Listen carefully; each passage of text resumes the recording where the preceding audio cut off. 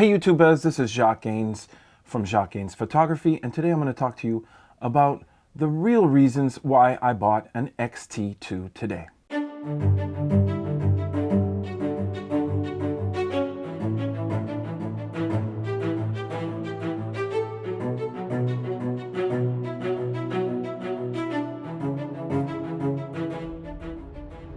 Hey YouTubers, I just want to say a big thank you to all the people who responded to my video, which was entitled Changing from Canon to Fuji and your advice on what I should do. Listen, I think I followed it. I think you'll be proud of me. So today I went out and bought an X-T2. Today I just want to talk about why I chose that camera, and it has a lot to do with the lenses you see right in front of you right here. So let me get right into the reasons why. Number one, first reason, guys, is simple. The deals these days Fuji is offering a great deal where they give you, you can either buy just the body and the actual battery grip, and also you can buy the body, the battery grip, and the kit lens for a very excellent price. And so I'd advise anybody to check it out. It's really good. The prices are excellent these days, so I took advantage of the price. So I'd be a fool to not say that the cheap price that they offered wasn't a determining factor. Over here in Canada, I paid 2,400 Canadian for that whole kit, which boils down to, I believe, it's about 1851 American US. So look around, you might be able to find that sort of a deal. Listen, as I stated in the other video, I love the Fuji philosophy. I love the way they think. I love the way they go about stuff. Call me old school, but I learned a lot of my photography on the Canon AE1 film camera, and that camera had the external dials. I like external dials. I like that vintagey feel to a camera, and that's the way I work. It might be me just reminiscing about my past. I agree. I'm an older guy, so it is one of the reasons why I went for Fuji.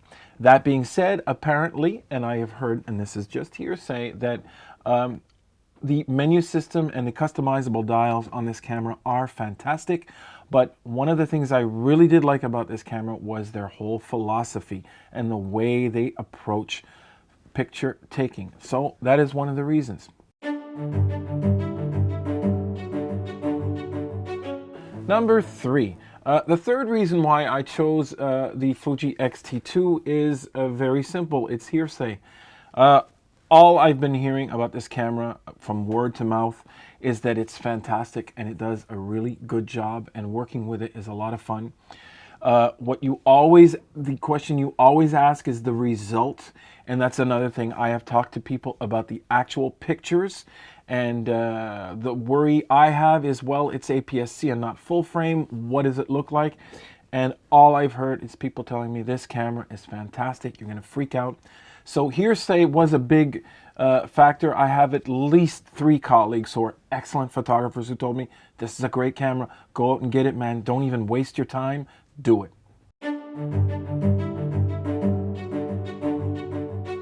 Now guys, this is reason number 4, and it's the biggest reason, and it's almost what this whole video is about. And as you can see from the lenses below, it is the reason why I chose the Fuji X-T2. Now, it is a mirrorless camera. Right away, it gives you small flange distance. By giving you small flange distance, it gives you adaptability to older vintage lenses from any brand out there. Now, before all of you freak out and say, well, you can go to Sony and you can go to Panasonic, I agree. I could have done that. But here are the reasons why I did not pick Sony. I didn't pick Sony because they still have issues and overheating issues and stuff like that. They also have an antiquated menu system that they're not dealing with and they're not changing. Customer support still isn't great, and I have, again, through hearsay, I have heard that it isn't fantastic, and I think it is very important to take care of your customers. Now, what other offerings are there in the mirrorless domain? There is Panasonic, and Panasonic kicks ass. They do a great job. They have great codecs, great video, great photo, great focusing, all that stuff. But they slap all that stuff on a 4/3 camera. I know I repeat myself, but they slap it on a 4/3 sensor. And that, I just can't get over that fact, because I really truly believe that physical size of the sensor changes everything. You can put whatever technology on top, but you need a larger and larger size to get a good quality shot. Therefore, what was left over in the mirrorless foray, I went for Fuji because of those reasons. Now, all of a sudden, I am able to use, if I just go out and buy a Fuji camera, the body tomorrow, okay, which I did. I bought the body, the kit lens, and the battery grip. If I go out and buy them tomorrow, I have this lineup in my lenses. I have a Canon, let me see, I hope that focuses, the Nikkor S 1.4 50mm, which I adore for anything involving portraits, anything involving beauty shots. It's an amazing lens. I have this 35mm 3.5, which kicks ass. It's unbelievable. I have the, here it is, it's the 50mm 1.2 FL by Canon. I open my horizons up there. I have the Nikon 50mm, what they call, I think they call it a micro, the Nikkor 55mm 2.8 macro lens. It's unbelievable. I can use this for portraits as well. And the Nikon Nikkor, oh, what is this? QC. I'm going to ask Angry Photographer about that, what that means. QC Auto 2.8 f135. This thing just, it ridiculously kicks ass for all the right reasons. That's what it boils down to. The faults of these lenses is the beauty of these lenses. And I will leave you a link below to my video on why vintage lenses are great. But I open my horizons up by buying a mirrorless camera with a small flange distance to all these lenses right here, and it is really great. So I'm killing two birds with one stone, which is a lot of fun. I am getting just the kit lens, and that is another point I wanted to make, which is reason number 5, is that the kit offering by Fuji for the X-T2 is a very good lens. These are some of the recommendations I also got from Angry Photographer. He helped me out on this as well, and he told me that you don't have to worry with this lens. It is sharp. It's a great lens. Go for it. So I will be buying that. I'll be buying probably the Fuji to Canon FD adapter. I'll be buying the Nikon Fuji to Nikon adapter, and I'll be buying the Fuji to Canon EF adapter. So I have a whole bunch of lenses I will be able to get by getting the Fuji.